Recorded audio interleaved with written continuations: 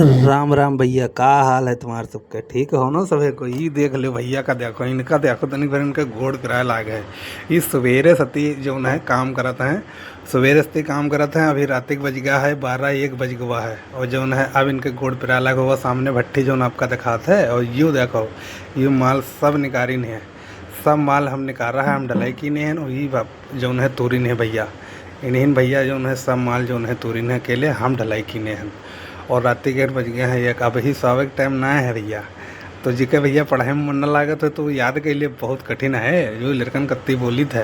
और जो है भैया ऐसे जो अगर तुमका सबका वीडियो देखा गया तो भैया हमारे जो है फेसबुक पर हम चले जाओ, और नहीं तो कमेंट करके बताओ जो में लॉन्ग वीडियो बड़ी वीडियो जो कहियो तो उनमें हम बना के देव। और भैया तो सपोर्ट करो, लाइक करो, और जो है बहुत बहुत धन्यवाद भैया। वैसे वीडियो देखा कत्तिर भैया जो है हमका फॉलो करो, सब्सक्राइब करो। और तुमरे कत्तिर ऐसे वीडियो पाजी देखो तो इनके देखो तो हाल एकदम मस्त हैं। इनके गोड़ हाथ पिरा इनके काम